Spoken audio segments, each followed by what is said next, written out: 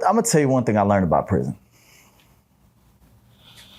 Your stature of how you come in and your size. A lot of people fail to acknowledge the fact that size intimidates a lot of people in prison. I've seen a lot of people get intimidated just because somebody's big. Next thing we know, he's coming out, eyebrows arched, little tight clothes on. And it's like, dude, you doing too much. I don't know where the other people are from that you've talked to, but in Texas, for the most part, it's renegade. It doesn't follow the same standards as, per se, the feds, where if you white, you got to ride with your own people.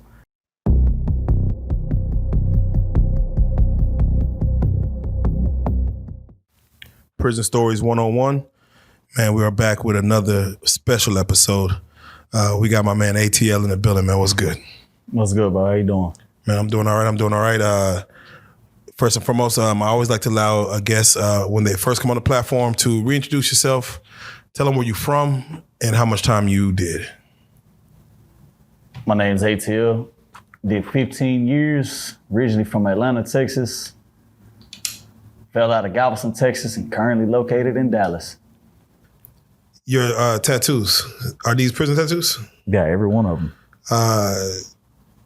Who hooked them up? Is it Hispanic, black guy, white guy?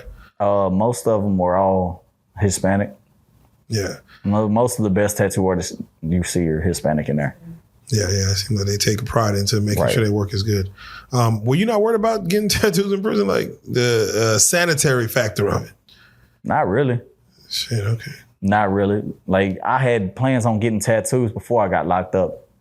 When I got to my first unit, my cellie was a tattoo artist. Oh, that makes it easy. So he's the one that did all this to start off with and started my chest. Do they take note of tattoos you have after you're in there? Okay, technically, you're not supposed to get them, right? Yeah. Some officers will trip, some officers won't. I've had some officers document it when I go through like strip searches and stuff like that. A lot of them won't. I've literally sat here and seen a warden walk up to somebody while they have a freshly tattooed headpiece. Okay. Stop and look at it and tell them that's some good work. Keep going. Keep going. Damn. Keep going. That's real. That's real.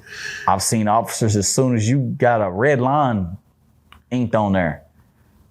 Come here. You're going to lock up. That for a tattoo, bro? Really? It's all on the move, all on the officer.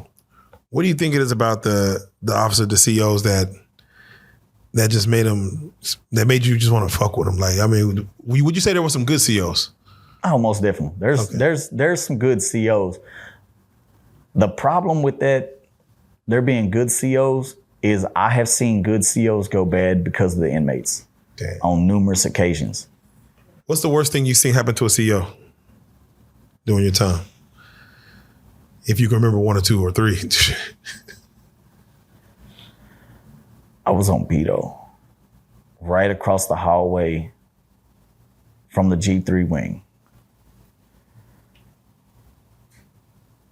They had a guy I was in medium custody with named Mad Dog. I don't remember exactly which set. It was one of the blood sets. Anybody that was on Beto at the time knows Mad Dog from 2017-18 when this incident happened. Mad Dog was going through some things. I forget exactly who it was that he lost or somebody that got sick with his family, whatever, but officer went to messing with him, one of the Africans. And the African followed him in the day room. At this time, P-Wing, G3 Wing had no cameras. There was no cameras over there whatsoever in the day room. Yeah. I'm not privy to exact words that were said. I just heard things, but I saw what happened. Yeah. Mad Dog snapped on that officer and beat that man almost to death. they had to emergency chain him off that unit right then and there because there's so many Africans that work on that unit. Jeez. That African came out of there limp, stretched out on the gurney. Like, looked dead. Yeah. Blood everywhere, nasty. That personally was one of the nastiest things, worst things I've seen happen to a law. Personally seen. Yeah, shit. You don't know what was said. I mean, you can't hear, of course. But yeah, I can't hear. I heard rumors. Not finna speak on that because I don't know rumors. Exactly. Yeah, exactly. I just know he was going through some things. It was something with his family. And then that was a person who was just in the vicinity. Right. Damn. Go because the lawman was messing with him. The lawman followed him in the day room, messing with him. We could all see that. Yeah.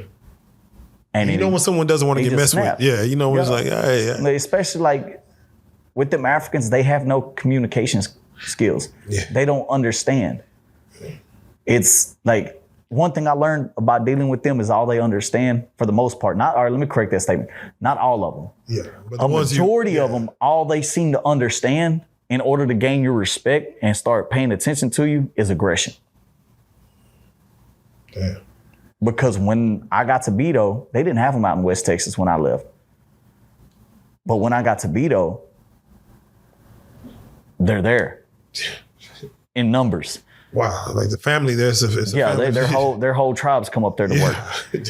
And I tried to speak to officer with respect off the rip. My sister says, hey, bro, you can't do that. You see how he just ignored you? You got to handle him here. Like, in my head, I'm like, bro, like, you trying to get me in some shit? Like, what's up? It's like, nah, you got to handle these Africans. They don't understand anything else. Yeah. So I'm like, I think on that. I'm fresh out of G5. Yeah. Fresh out of G5. Not trying to go back. So I'm watching and I'm peeping everything that's going on. Sure enough, this is exactly how you have to handle them. A lot of people say it's wrong. You're not supposed to do that. But you have to. Yeah. Just to get a point across, because otherwise they will not listen. That's crazy. That's crazy work. Like, and people, it's most of the reason why the system's screwed like it is now. Yeah, man. Do you feel like prison is like an island of itself, like it's detached from the like, you know, of course the warden's around, but do you feel like it's really like this is its own world? Oh, like, yeah. Each one is like, most definitely. What happens in here is not, we're all going to do this together versus anybody in the world knowing what's going on in here. Man, prison is a world in itself. Yeah. They've got everything in there for the most part. Yeah. Drugs, phones, weapons, liquor. Units, like I said, units I was on, they pretty much had everything. You spoke on knives, and you always had a knife on you. How do you normally get a knife in prison? What size? You know, what typically is a blade? Is it an actual blade, or is it something turned into a knife? For the most part, they were all stickers. Just ones just metal bars you poke somebody with, or like a flat piece of metal that's been sanded down to a point. You can get them really pretty much depending on if you want to take the energy to cut it off the bunk yourself, or pay somebody, get a bar from the kitchen. Like I've had the handles off the cake pans. Unfold one of those, it's 7.5 inches long. You take one of the stainless steel rods off the fry rack, it's about that long. Damn. Did you ever have to use any said knives, any said pokes? Yeah. And can you speak on, is there any scenario that you want to speak on and were you the aggressor? Were you just in defense mode? 2014, I had a blade knife. Like actual, like. Oh, an actual, like yeah, a blade knife. It was actually like a real knife. Yeah.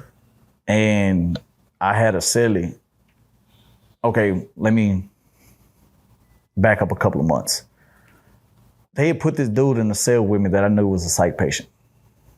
They had a habit of taking off on his cellies. All this dude was workout, just one of them workout psych patients. And I let my pride get in the way. Like, he ain't gonna do nothing to me. We done conversated and this and that and the other. Long story short, I ended up in the hospital. Whole left side of my head swelled up, ribs bruised. If it wouldn't have been for my neighbors, I'd have been dead in that cell. Damn. Because my neighbors and the people all the way across from me, they seen what was going on. They called the laws. Yeah. They saved my life. Damn. That scenario, do you remember what happened? Like, what was, he just...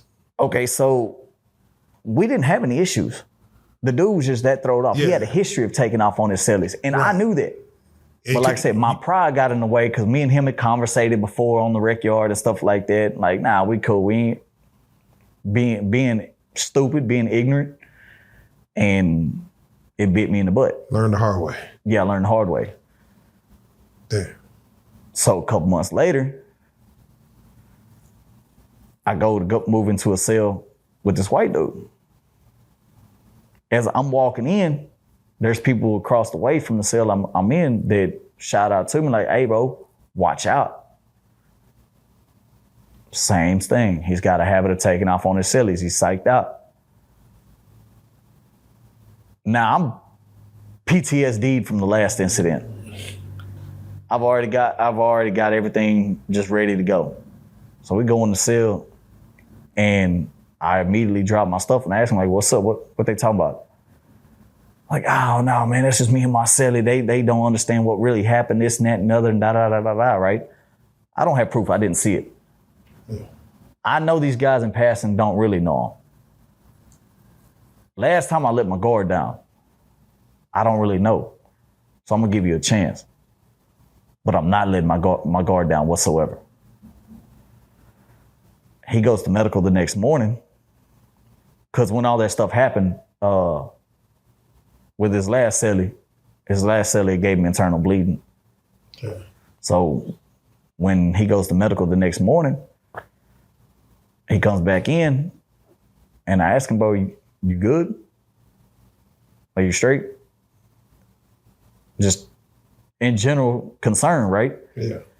And he doesn't say anything. He just looks at me crazy, gets in the bed and goes to sleep. So I'm like, all right, roll over, go back to sleep myself. We get up for lunch. And he gets to talking all kinds of crazy. I feel you were shooting slugs at me, trying to make fun of me because of what happened. Da, da, da, da, da, da. I want to look at you when you get done eating. I'm like, bro, what do you? Because I'm trying to understand because he didn't specify where he felt disrespected. Yeah. So in my head, I'm not tripping on the fighting, but I want to know what is it you're specifically aiming at. Like, what are you really talking about here? So I asked him, like, straight, like, but what are you talking about? How did I disrespect you? How did I shoot slugs at you? So when I came in the door, you asked me if I was good, if I was okay. I feel you was making fun of my situation, this and that. And I'm like, bro, really? I was seriously asking you if you was okay out of concern because I don't need you dying while I'm in here. But you feel that way. I ain't even finished my tray. I slid it right up under the bed. Shit. Went to the door, told the homie across the way, hey, watch the lawman. The lawman sitting at the table right down the run. We were round after round in there. Damn. So you don't even realize who you just tangled with, bro. We're finna go rounds in there. Shit. He finally tapped out, laid down. The whole time I'm just sitting there looking at him. I know you messed up in the head. Now I know for a fact you messed up in the head. You gotta go. He done went to sleep. Hey, bro. Go on, get out. Simple as that. Go on, get out. Oh, man, I thought we was good. Nah, ain't no good, bro. You throw it off in the head. You got a habit of taking off on people. You just tripped out on me yesterday. I can't even sleep in here with you. You got to get the fuck out. I ain't going nowhere. I pulled that knife out on him. I told him, I said, bro, you going to go or it's not going to be pretty. I'm not going anywhere. And he tries to bum rush me. I don't know why you did that. I sliced him from here all the way across. I was aiming for his neck. Well, I sliced him right across here, right across his ear, down his jawline and across his chest. Cut his nipple off in the process. How I managed to do that, I don't know. Damn. Shit. Come back through. Like I said, I play with knives in the world. Knives led me into prison. I handle them. So when I come across, I backslashed, cut his stomach open, hit him in his ribs. I did some serious damage with him. I basically filleted that kid. Shit. And I said kid, he was older than me at the time. The lawman happened to walk up on the door.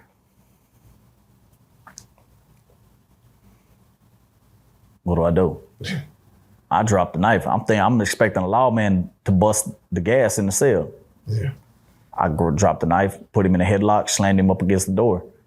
You got a whole bunch of open wounds. You're face first on this door. They bust that gas, boy. You hurt. You hurt. Long story short, they didn't bust the gas. Yeah. They got him out the cell. He passed out from blood loss. They got him to the hospital, got him blood transfusion, got him stitched up, cauterized, all that stuff. I had cut my hand actually in that same process right there. Because when I backslashed, I came back up like that with the knife. And I'm trying to push him away. So when I come back up like this, I come back out and I hit my hand right here and I cut a whole hunk of meat out of my hand. Damn. Yeah. Oh. Yeah, they tried to hit me with that. What did they hit you with after that? They actually didn't because he refused to press charges. Oh, he wasn't so out of his mind. I will never forget that man's name. Damn. I made sure that name stuck in my mind forever. Okay, well, shout him out. No, I'm just but no, seriously, that's crazy. It didn't go as bad as it was supposed to go. Well, what they tried to do was the OIG came and ripped me my rights for the weapon. Thing is, the weapon was gone. Hey, where'd the weapon go? It disappeared. Oh, beautiful. Okay. Damn. You know I had a weapon. Yeah. That's obvious. Yeah. But they didn't have a weapon. They didn't have a weapon. Weapon disappeared. How? I don't even know. Oh, you don't? Oh, I thought. No, I didn't do it. Oh, shit. I don't know where it went. Amazing. That's the thing about it. I don't know if somebody got in the cell, because I know they chained the cell shut, so I don't know if somebody got in there before the laws could and went and found it. Yeah, you're trying someone else's treasure. Hey, shit. Man, I don't know. But they tried, they raided me my rights for the weapon. Never seen them after that. Damn. It's way over the time limit, so I don't care what they try to say now. But yeah, I definitely did that. Yeah, blame it on long nails. All right. It is interesting, when, again, we have these conversations and I'm only going off of what people look at and what they think happens. And I want you to kind of confirm, even outside yourself. They say that when a white guy does come into prison, that they are like, I guess you say preyed upon. Like, it's feds may be more different because feds is more like sometimes blue collar crimes where you have no history of violence. State might be different, but how is the average white guy when he comes in that the other inmates look at him as far as, does he have money? Does he have friends? He must have connections to the outside to make my life a little easier in here. And I'm going to see what that's about. It depends on, I'm going to tell you one thing I learned about prison. Your stature of how you come in and your size. A lot of people fail to acknowledge the fact that size intimidates a lot of people in prison. I've seen a lot of people get intimidated just because somebody's big. Yeah. What is the average height of a prisoner, just in general? I guess the same thing in the world, right? It's just like walking down the street. Yeah, okay. It varies everywhere. So someone 6 foot is probably above average. Right. When you walk into a prison. Right. Okay, go ahead. Well, the smaller you are, the weaker they look, think you are. And I've seen so many times, and this is across all races, across all organizations, where they've tried to take advantage of the weaker person. Like, I've seen it too many times to count. And I don't care what organization you're in. That's just cowardice. Yeah. Like, I understand you have your organizational structures, but when you go out of your way to pick the smallest ones to try to break,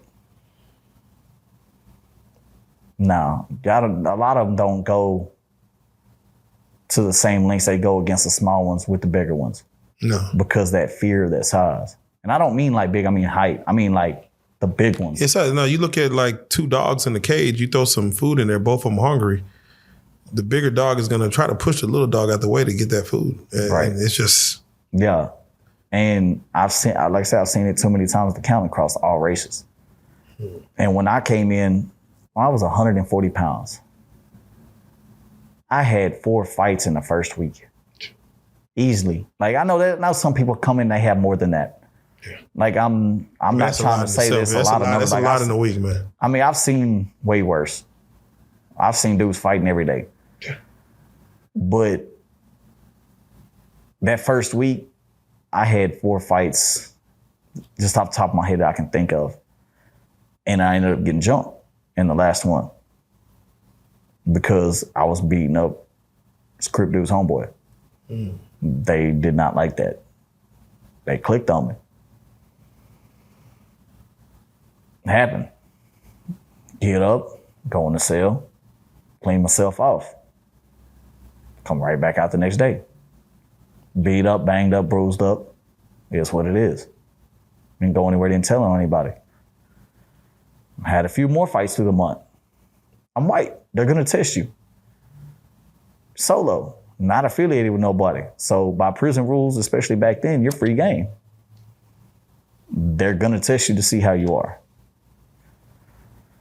Mexicans, they didn't really, they stayed more trying to break their own.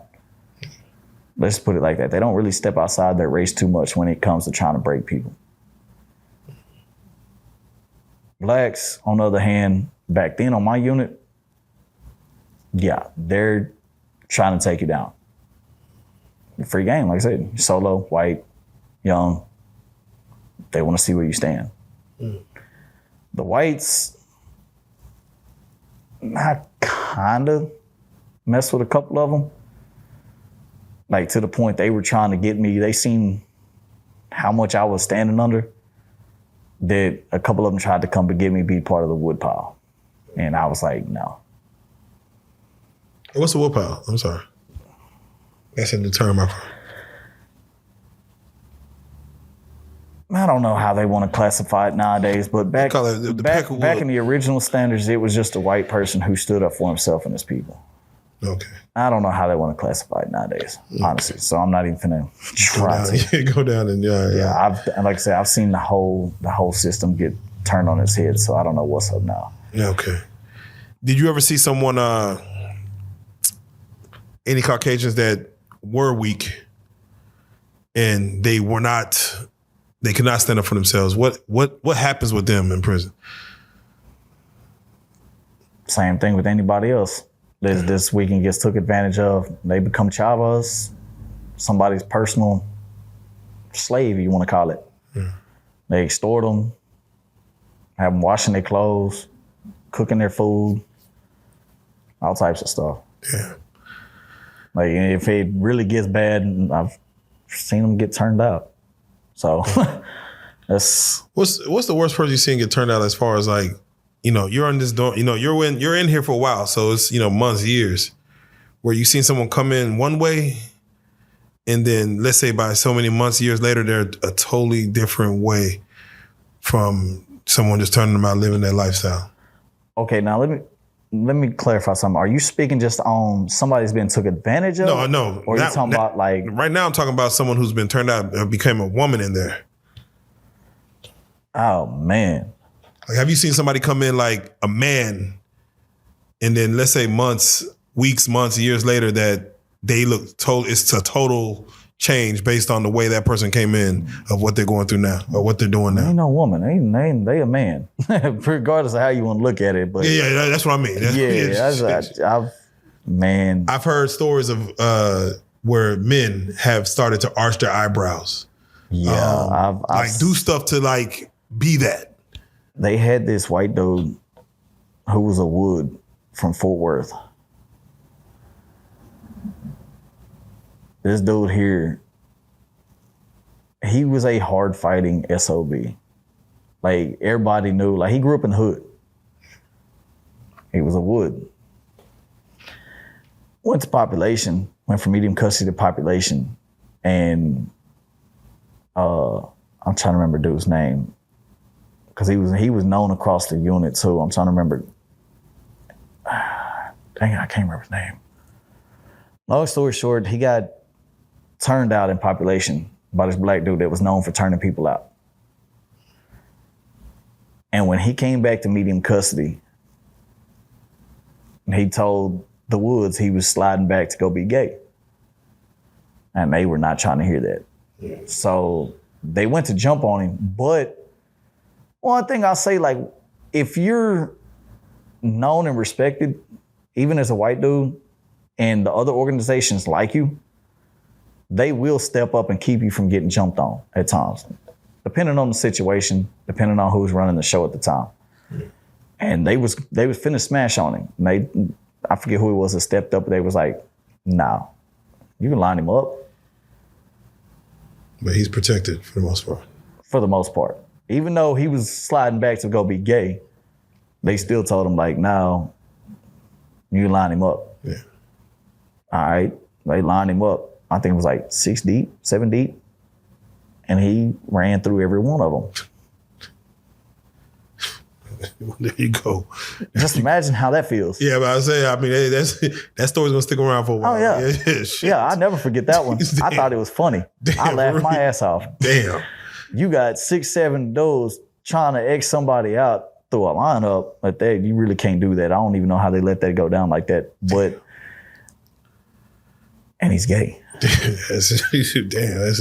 He's taking pipe. Yeah, and and imagine how people gonna look at you now. Shit. Y'all should have just left that one alone and just like, well, get out of here. It's better just leave that one alone. Let well enough alone. Shit. God damn. But next thing we know, he's coming out, eyebrows arched, little tight clothes on. And it's like, dude, you doing too much. But ain't nobody messing with him though, right? Because he has. Man, well, one, he's already known for beating people up. Like, even though he's gay and he's white, he's known for beating people up. Shit. Like, bro, grew up in the hood. He's not playing. That's wild. So they just. I seen one instance where. I forget the exact reason. Well, I've seen so much stuff that it's in and out of my mind at times. Yeah. But this Hispanic dude slapped him while he was in the shower. Like, the Hispanic dude reached over the shower wall and slapped the dog out of him. Oh, come up out that shower butt naked. Got to getting on his road. You just slapped a punk over the shower wall while he butt naked that's known for beating people up. And you just, what? He ain't got no shame in his game. Man came up out of that shower and beat you up butt naked. Why did you even try that? Eyebrows arched, everything. Think about it. Like, he must have thought he must thought that was his day. He might go the other way. Shit.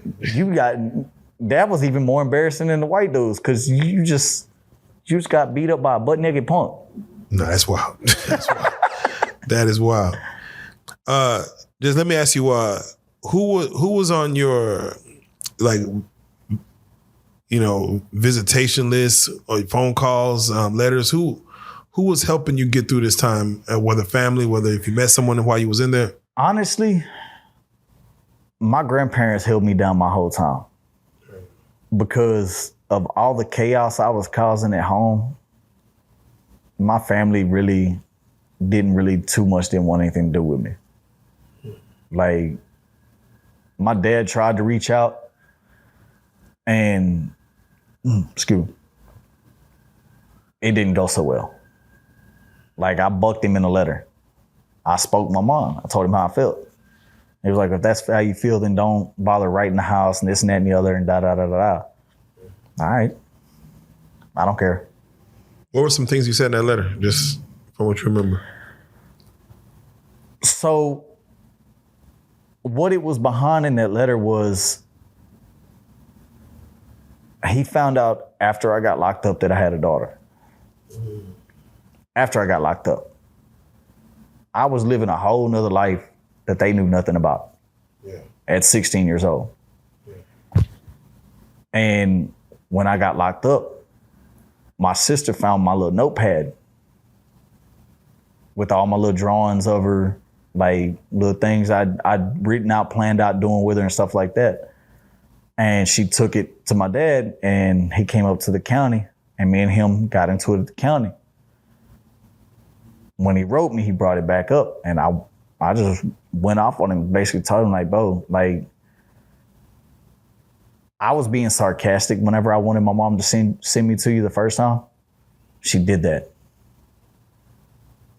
But after that incident with the Dr. Pepper can and all that stuff, dude, I don't want nothing to do with you. I don't want you in my life. I don't want you sitting here talking to me. What if I was forced to come stay with you the second time because of the state? Yeah. I'm not going to put you nowhere in my life, period.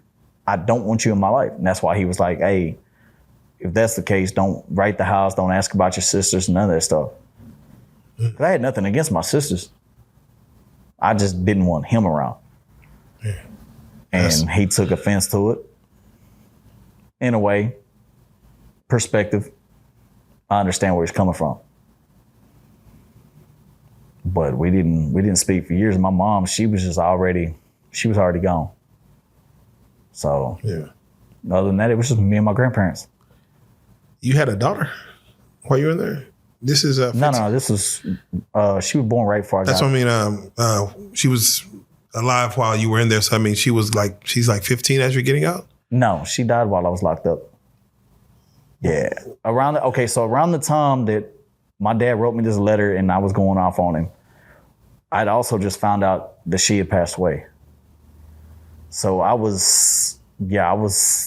just got G5 for the first time. I was high security. I was going through it mentally. Yeah, damn. Like I was fried out. What happened? What age was she? 3. She was 3. And I'm assuming you're like going on like 21 or something at this time, or 20, 21s. Yeah, I was 20. Yeah, because she was born right before I turned 17. So yeah, I was 20. If you don't mind me asking, what was the situation that happened with her? So my baby mama got out. My baby mama had fucking went to the back room messing with her boyfriend. My daughter got out the house and got into the street and got ran over. Because where they were staying at, there's a curve with the little apartments where they were at, but there's bushes right there. Yeah. There's no stop, none of that. It's just like a straight curve, one drive. You can't see anything coming around that curve. And she's in the road, car come around, can't see her because of the bushes and the way the road's curved, hit her. Condolences in that regard, and those are the things that, like you said, for the guy who fought the African man, those are things, and those are phone calls you get. It's hard to even process. Did your baby mom call you? And she wrote me a letter. She wrote you a letter. Damn. I was in high security. There was no phone calls. Okay, yeah. So you already in high security. Yeah. And you get a letter, and what does that do to one's mind? Like, are you? I flipped out. Yeah. I almost caught another charge then because I was so mad and so depressed that all I wanted to do was just sleep, just to keep myself from spazzing out. And an officer went to messing with me one day, and I tried to tell him, "Bro, leave me alone. Leave me alone, bro. My ID's in the door. You see me. I'm breathing. I'm talking to you. I'm not coming to the door. Just leave me alone." And he gets to banging on the door, being all annoying, just to be rude, just to be a butthole. And I told him, I said, bro, if you don't get off my door, I'm gonna do it to you, Chat-Town. Thought it was a game. Kept knocking. I said, once I set my mind to something, I'm gonna do it. Fed child, now, this is high security. Anybody in Texas knows what an ECB is, high security. Extended cell block, plexiglass windows, beam slide at the bottom. It's locked in. So when they fed, I took my tray, ate my food, popped my slide open, sat there and waited on the lawman. Lawman come to pick up the tray. He leaned over to grab the tray. I grab a hold of him. Right through the bean slot. Grab the tray and start smacking him upside the head with it. Split it. I didn't do a lot of damage. It's a little thin plastic tray, but I split his face. That's automatic time. Yeah, that's just shit. That happened. Even understandable of what you were going through. These things come up for. Do you come up for parole a few times? I came up twice. Came up twice. At the time of your first one, did you even feel like, like you already know the shit you're doing? You're like, all right. They say no one ever goes on the first time anyway, but. No, you can't say that. I've seen first time goes. What I will tell you is with the aggravated 15, that specific number, I have seen time and time again. Now, I can count on one hand how many people I've seen make parole, their first parole on a 15. But for some oddball number, that 15 number, for the most part, you're going to pull 10 plus on it. Don't matter if you've been out the way the whole time, got all these certificates, model inmate, denied. Yeah. I seen it too many times before I came up for parole. So what'd I do? I just did me. I knew what was going to happen that first time I seen parole. Sure enough, 3.5 year set off. Menace society, fucking conscious selective victim selection and disregard to the person, property, and I'm like, okay. Disciplinary reasons. Oh, okay. The second one, were you more hopeful? Oh yeah. The second one, I had been out the way for 2 years, 2+ years. I was a G2, S3, trustee, SSI. Yeah. Like, just cruising my way. Cause I ain't gonna lie, like before I left Beto, my grandmother had told me they were tired of me. They were tired of me messing up. Your grandparents are. Yeah, like it got to a point they were getting tired of me. And my grandmother told me straight up, she said, I love you, but if you mess up one more time knowing you're finna be coming up for parole in the next year, I'm gonna cut you off. And it made me like,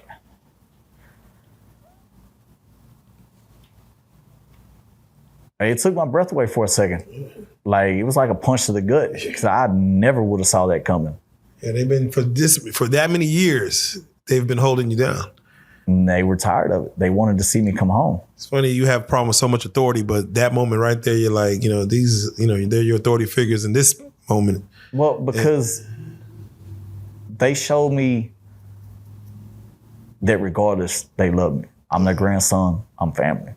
Yeah, they did everything they could for me to help make my way through a little bit better.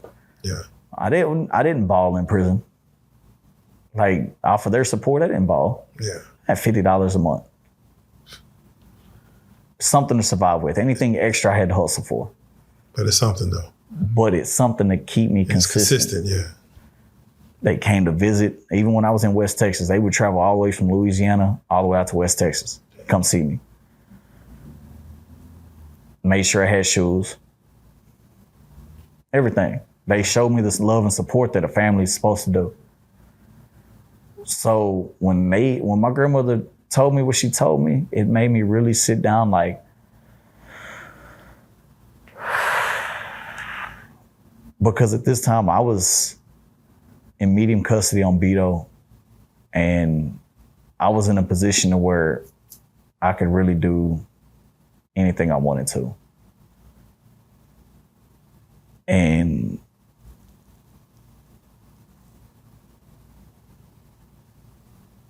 I was in a position to where I don't even know. I hope one of the guys I was on the wing with sees this, because I don't think the white guys on the wing knew how many times I saved them. Because I'm solo. Yeah. I was not affiliated, but I'm the only white guy allowed on that run. Yeah. They're not stupid. They know. Save them in what way? From getting their houses ran in, from getting ran off, because they weren't liked, and they had the speaker for the woods at the time. He was getting stuff from other places, and they wanted to go in his house and take his stuff. They wanted to do him in. Yeah. I talked him out of it. Man, he's being stingy with it. He want to be picky, choosy about how he distributes it and this and that. And I'm like, man kind of has that right. It's his stuff. Y'all got to think about that. Yeah, he does his own stuff. Y'all can't be mad at him. But them youngsters, they wanted that. And I was able to talk them out of it. That's just one instance.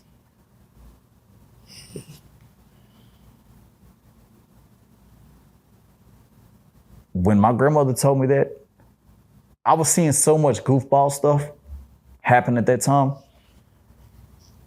And there was so much tension that it was only a matter of time before the tension snapped, right? You know, some people can say, oh man, you're scary, this and that. I don't care. Because in the end, wasn't nobody finna step stupid. That's real. That's real. No, that's on man time. Because I had been back there so long. I left and came back. There was a whole new batch of white guys back there that nobody had respect for. But all the older cats that had been back there, they knew me. Yeah. My little homeboy, Lil Benji, AKA they called him Lil Wood. He was never a Wood. I don't know why they even called him that. But me and him, we had our way back there 9 times out of 10. Yeah. When we left, that whole wing just went upside down for the white dudes. So when I came back in, they didn't even have their bench. Damn. The 2 guys that sold dope on the wing were sitting on the bench all the time. And I'm like, what y'all got going on? Y'all really scared to go over there and say something to them? Like, y'all sitting at the table. Y'all got that table because me and my homeboy. The wing on medium cussy on Beto. White dudes didn't have a table. That's right here. Make sure they got no wing across Beto does white dudes have a table. Yeah. But at this specific moment in time, because of the previous group, me, my homeboy, Lil Benji, and a couple others, we had got a table. We had built up that respect. Man.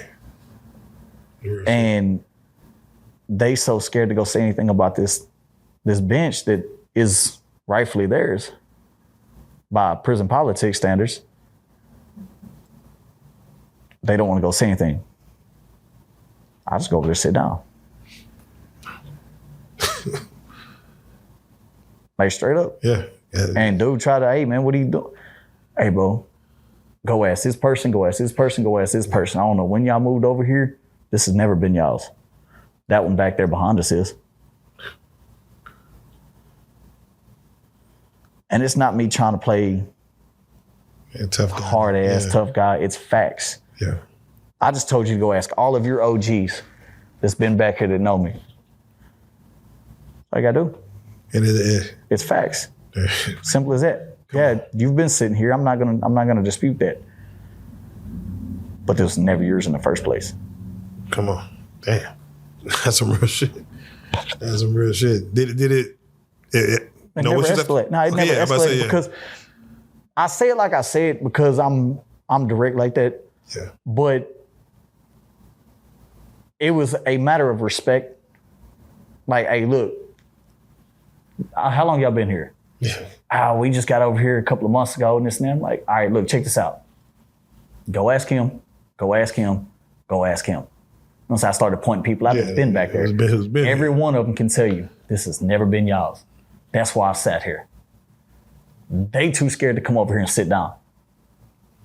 I'm sitting where I'm supposed to sit. Come on. So they went over there and they did their little political meeting stuff and never heard anything else about it. There you go. There you go. When it comes to getting out, you do the whole time. You know you're coming home. Right. Because after they gave me that last set off, that second time, even though I was doing good, like by this time, me and my family's talking again. And my family raised hell. What's the point in even bringing them up for pro if you're just going to set him off? Sure. Why? Yeah. That goes from being 10 and a half to 13 and a half on a 15 before I even see him again. At that point, when I saw it, I told my people, I said, nah, I'm pulling it to the door. Because you're already going to put me on the ankle monitor. Yeah, exactly. You got to go through the bullshit. Yeah. I'm not going to do that last 18 months tied up like that. I'm going to come out, just knock out the rest and get it out the way. That's when my mindset kind of flipped back to the old me. Yeah, I was pretty hot behind that last one. They don't understand that when somebody goes out their way to correct themselves for the better, and you basically kick them in the balls, what's the point? Yeah. Like that's the way my mindset was at that time and moment. And in seeing that, I'm really glad they did set me off. I wasn't ready. I was saying, so there was 2 Mexicans and me that were the top shiners on the A building at that time. Damn. Some stuff happened with them and they ended up getting shipped. That left me free reign. I had at any time 15 gallons cooking with about 20 water bottles full of shine in my house. Half the kitchen worth of jelly and tomato paste in there. Damn. Went from that, got me a phone, and was just doing me. Till my neighbor gets raided for his phones. And they decided they wanted to hit my house. I've been back here doing stupendous. When they locked me up, that warden looked, he said, oh, you're already G5 for dope. Now you've got a phone and you're running a moonshine operation on my unit. You gotta go. You gotta go. So where do they send me? Yeah, where you going? They sent me to Robinson unit. Rockin' Robin. As soon as I pulled up, I asked the SSI, how much does a bottle of shine go for? He's like, you know how to make it? I said, yeah, I know how to make it. He goes, they go about $50 a bottle over here. Come on. Come with the stuff. Here's the money. My celly, because I didn't have access to get my money sent right then and there. So my celly, he paid for the first load of stuff out the kitchen. And it just went up from there. Damn, $13K in 4 months. That was just on Hughes unit. That wasn't even the. Yeah, that wasn't. I think I had about cause see, when I was there at Robinson, I wasn't in G5 at Robinson long because that same SSI tried to play with my money, and I ended up popping out the cell and stabbing him. Damn. Damn. It's that serious, you know. When they play with your money, what exactly did he do? If you don't mind me asking, like. So even though I've got a bad temperament, I've been learning to try to control it. Me being the white guy, solo white guy, and I'm chill. I'm friendly with everybody until you fry me out. Like that's one reason why I've gotten along. I've made it how I've made it in there because I learned how to communicate and I learned how to get along with everybody. Yeah. And when somebody does step out, it's an example. I don't go around just beating my chest and looking to make an example. The problem usually comes to me because people take that white, quiet, it is what it is. Yeah, I'm friendly. I move in and out of all circles. And he took that for advantage because my celly ended up going up the hallway. My neighbor ended up going up the hallway, and we were a trio. I did the shine, my celly did the dope, and my neighbor did dope and 2-for-1s. When they left, well, no, I'm sure my neighbor went home. My celly went up the hallway. I'm the only one left. So he was like, oh yeah, finna get these from him, not finna pay him. Yeah. I gave him 5 bottles for the next re-up. He didn't want to come through with it. I told him, I said, Bo, I need my money. Oh, I got you. He trying to play me, trying to delay it. Second time I told him, I said, Bo, I don't want to hear all that got you stuff. I need my money. So he decides he wants to go, because me and him, with that second time, when I told him that, we started bumping heads back and forth, right? He goes and gets this Latin King and tries to tell the Latin King dude that I said something about him that I never said. That's strike 3. Now you're lying on my name. I do it. I told him, I said, well, you ain't gonna like what's finna happen. I ain't worried about you, white boy, this and that. That's cool. Not tripping. Everybody in Robinson knows them cells that walk in front of themselves are caged off. You have to come in them cages to feed us. And it's very easy to get our doors rigged. On Robinson, doors are broke, most of them at that time. Most of them are broke anyways. Mine wasn't broke, I just had to rig it. Damn. So the next day, the lawman messed up and rolled all 4 doors on one row, like in my little section. There's 8 of them, but my 4 in the row popped open. Closed it, rigged it up and closed it before the other lawman can get down there and check it. Dinner time comes around. He's on the wing.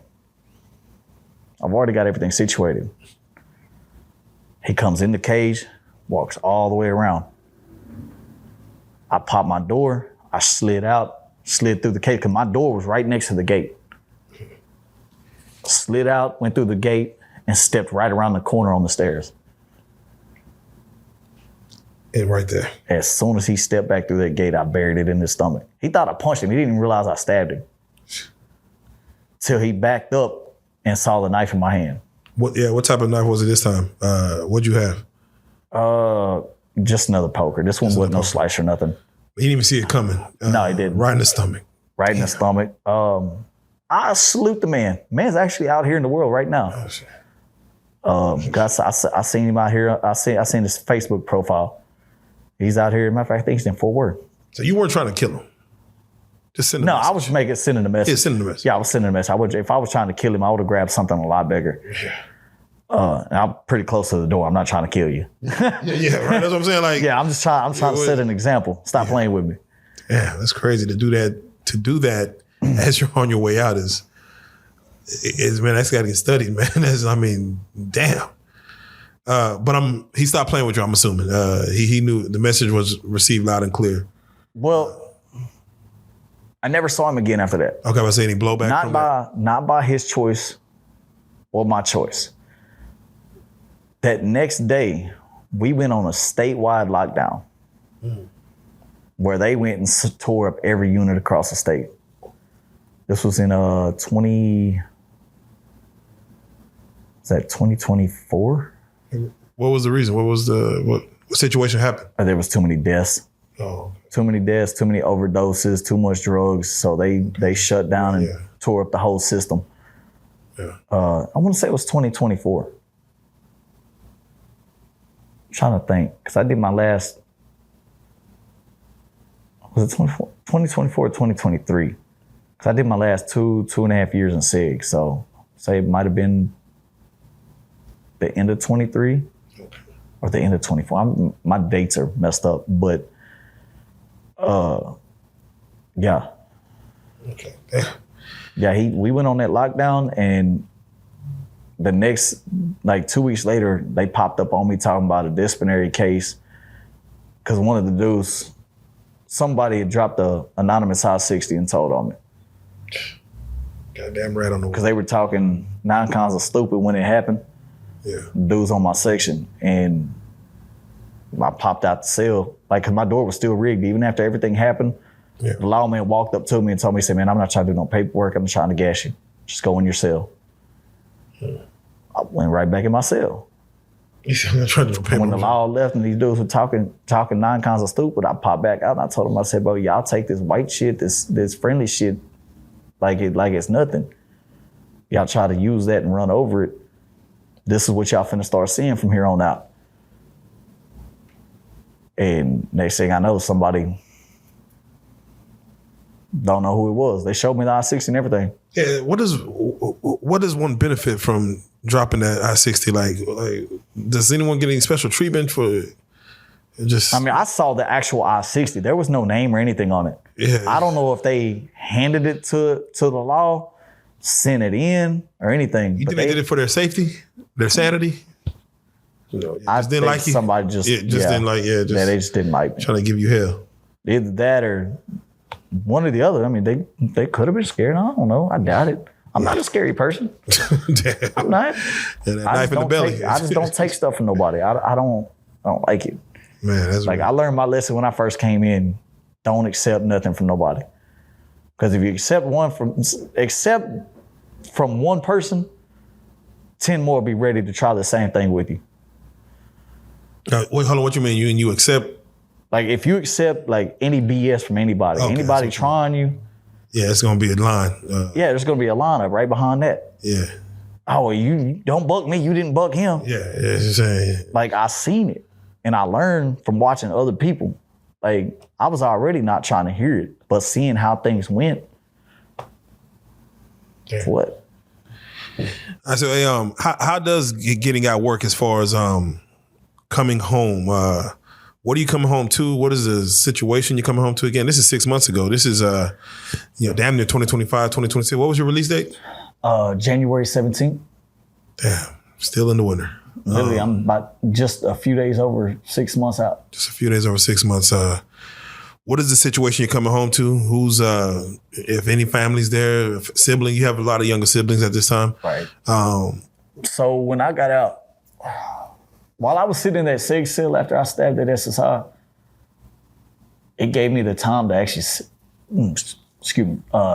actually gave me the time to sit down and start taking stock of myself. Yeah. For 2.5 years, I sat there in that cell, taking stock of where I'm finna be, what I need to do to fix my mentality. And I did. I reached out to my family, apologized for everything, started getting back reacquainted, reached out to my sister. My sister been writing me, never got the letters because of my dad. Oh, shit. Damn. She didn't know. She thought I said screw her. Yeah, that's stuff. I never got the letters. It's the stuff from a movie, man. That's how it be happening. One person that stops the whole flow of things. Right. So you don't find this out Okay, so I was in communication with my baby sister who was 3 years old when I got locked up. She went to my other sister like, hey, talk to him like this thing. And she was like, no. Nuh-uh. Because she thought basically it was like I had said screw her because I never responded to her letters. And when she finally did, we found out what had really happened. There was that. But through my baby sister, I got back in contact with my other sister, who then I got back in contact with my brother. Then I got back in contact with my mom. And it was just a chain reaction, one after the other, all the way out the door. Getting released, my mom and my grandparents came and picked me up. And show you something that if there's anybody out there in prison that watches this, they really need to take stock of. Yeah, I was an idiot. I was a stupid crash dummy at times. I've done a lot of stupid stuff. But you got to learn when to turn that switch off. You got to really start working on your foundation and understanding what you want. Because when I got out, my family wanted me to come home. Where's home at this time? My hometown, Atlanta, Texas. So they wanted me to come home. I told them no. Not going. Because where a lot of people fail to realize, especially in small towns like that, getting fresh out of prison, it's a trap. Going back to the old environments, the old mindsets, the old people, the old ways is a trap. Most people do not make it out of there without going back. Not gonna say all of them, because some people do find a way to thrive. There's always somebody that slips through the cracks. But if you put yourself back in that same mindset, around the same people, in the same environment, you're gonna get the same results. Sure. And me going back home, I already know I'm a felon, fresh out of prison, no work history, no rental history, no credit history, in a town of a population of 5,500 people who a lot of people can barely even get jobs out there themselves. And most people probably already know you, like you said, the laws knew your house. I was known as a go out there. Like my mom even said it. She said, son, you don't need to come. We want you to come home, but you don't need to come home because the laws are going to be looking to mess with you every chance they get. Like it's not, there's no ifs, ands, and buts about it. My dad just recently moved back up there a few years ago and the laws are still messing with him. Yeah. He ain't been there in over 20 years. Yeah, no, yeah. I'm a little bit fresher in their minds. There's some high schools that have more people that go to school than that whole town. Like small town memories, do not run dry at all. They stay there. Oh, you're so son? Yeah, I remember you. Da da da. I've had it happen.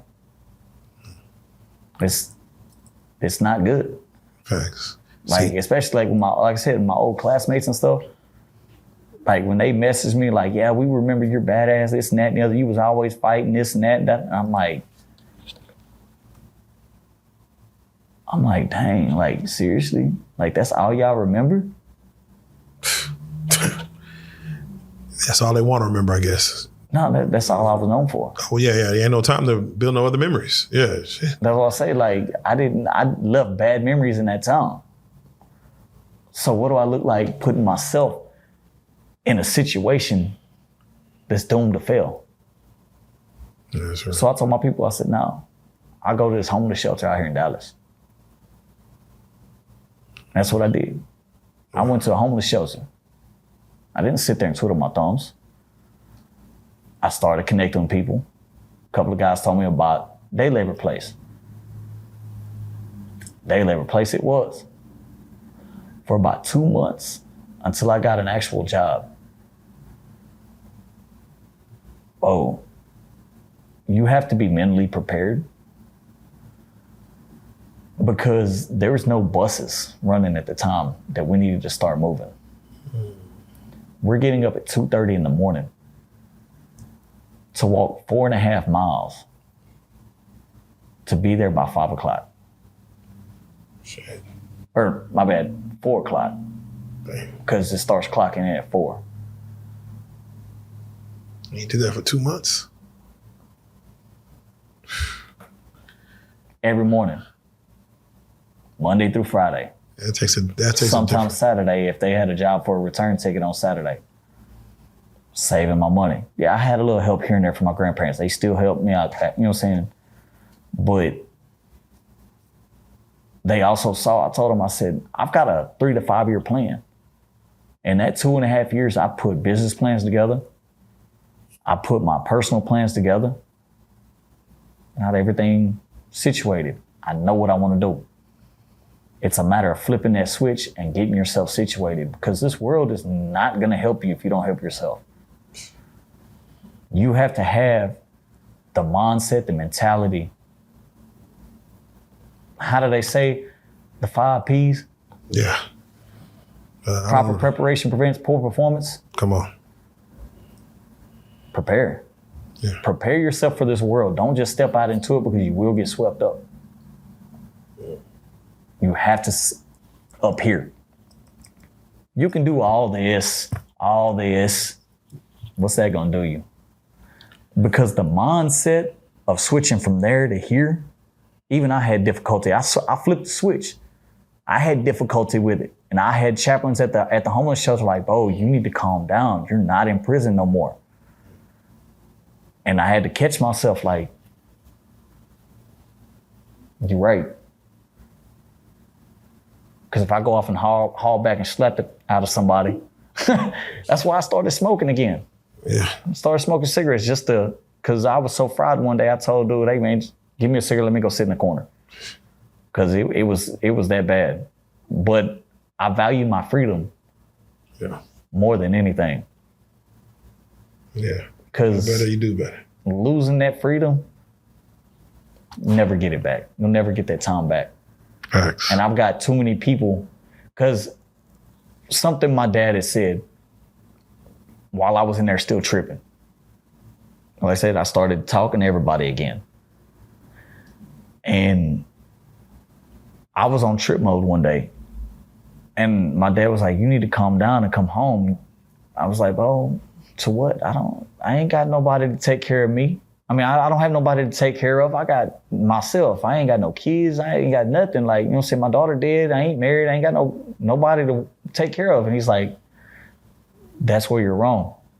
That's a lie. You got your sisters to care for you. You got your mama, your grandparents especially, that's done nothing but help take care of you. They're gonna need you. And it made me stop and think about how selfish I was thinking.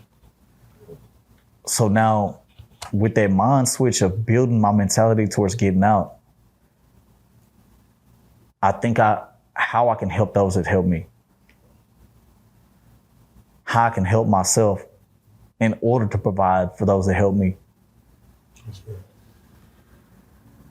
I've been out 6 months.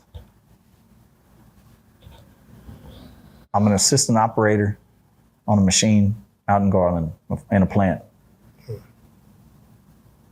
I've got my car, got my housing situation. It's not the best. It's a situation. But it's a better situation than the homeless shelter. Yeah. And I've been out 6 months. I was out of the homeless shelter into the house within 90 days. Oh, man. Within 120, I had my car. Come on, man. That's a testimony. You know, that's a testimony.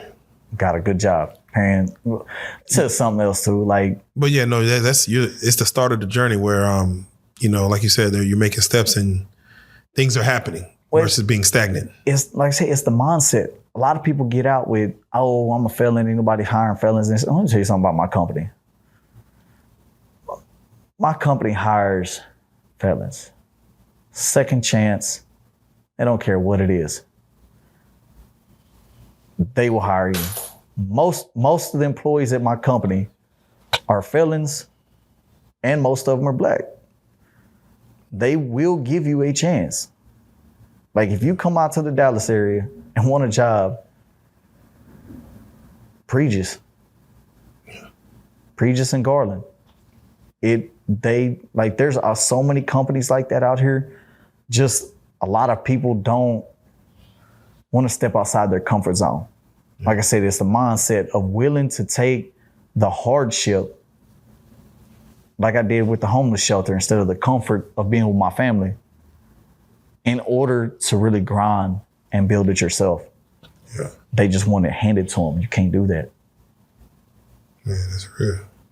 That's real. No, there's a shout out to other guys that came on this platform. Like I have a guy named LT that came out here who he himself hires. He runs an electrician company. He hires felons, and he'll pay for them to pass the tests and show them what they need to get them on. So the mindset, like you said, just got to get off your ass and just get to it. Did you never have find like some like love life in prison, like where a girl was waiting on you to come out? Did you ever go that route? I'm a Sagittarius, bro. We don't do relationships. Like I'm dead serious. Like every woman that I've sat here from as a teenager up till now, every one of them I've started, and then when they start trying to put them ties on, it snip. I get it. I get it. My sister calls me a dog. So that's what your sister call you. We're gonna leave it at that. Yeah, she said something else, but you know, I'm just saying it politely for the camera. So damn. Well, man, this right here, ATL, Jesse. This is a testimony, man. This has to get unpacked in so many layers, and every time I have someone new on the platform, I always say we try to save some stories, and you did 15 years, so there's hella stories in there, man. But I'd like to take this time, because we tell these stories not to glorify prison. We try to give an education to, a young you out there that might be as hot ahead as, and you spoke perfect just a second ago as far as what they should be doing. But if you don't mind, take this time as we close out to speak to, a young person out there who doesn't like authority and is possibly, taking penitentiary chances to lose 10, 15, 20 years of his life by making a mistake. If you don't mind speaking to that young man out there that, may walk the same path you walk, but try to avoid it. I want you to understand is in the end, the pain, the suffering that not only you are going to have to go through, but your family, your kids, your mama, sisters, brothers, grandparents, they do the time with you. The money, the visits, the stress. It's not worth causing all that. It's not worth losing your freedom. It's not worth throwing your life away over being mad. I could have got a whole lot worse. I was able to walk away with 15. My anger in there could have got me a lot more. I've been blessed. You have to learn how to control that. If you're just going to walk in and cause a storm, all storms dissipate. They cause their chaos, they cause their destruction. But in the end, eventually, you will fall. How you go about it is on you. But I suggest taking the time. If you do end up doing something to get you locked up, don't fall victim to the penitentiary mindset. Stay free world. Get in, do what you have to do, and get out. It's real easy to get caught up in there. It's real easy to lose your mind. I've seen so many smart, good, brilliant people lose their mind in prison and lose who they were. You don't need to experience that. Man, that's a lot of people has come in here and they've spoke on like losing, grandmas and losing moms and, things of that nature. You actually lost a child. And, to not be there for something dumb, it says a lot, as far as, not saying you could have been there, to prevent it, but to not even be out in the world to be there to console who you need to console, man. It speaks volumes. So, man, I definitely appreciate, we have a community here that, might want to reach out to you, might want to be able to, get more of your story. Are you on social medias, man? Have you gotten to that world yet? Or are you? Yeah, I'm Facebook and TikTok. I don't really mess with Instagram or none of that though. Okay. Some people may want to jump on and just, send you words of wisdom, send you advice, maybe even help out in some certain ways. Do you mind giving out your Facebook information or your TikTok information just so people can maybe follow and kind of see what your journey is from here? My Facebook is Jesse Hurt, JESSEHURT. As simple as that. It's my real name, bio, everything in there. My TikTok is under JP Hurt. Simple as that. J, 2 dots, P, 2 dots, Hurt, HURT. Man, it's crazy. Your name is Jesse Hurt, and you cause all that pain, and it's the irony of life. Well, I hear that so much. I'm just saying. I mean, I'm surprised you just didn't go by Hurt as a name in prison. Just that'd have been hard. I mean, I had to hear that from the law, so I wasn't trying to be. No, I disassociated myself from them. Yeah. Well, with that being said, again, as they called you in prison, ATL, Jesse, I definitely thank you for the wealth of knowledge you have. This won't be the last time y'all see him, man. Again, just even the scenario you spoke on as far as, mental health in prison, we don't talk about it enough, but we'll say that for another episode. Yeah, but I definitely want to invite you back. But with that being said, this is Prison Stories 101, and I salute you. Let's go.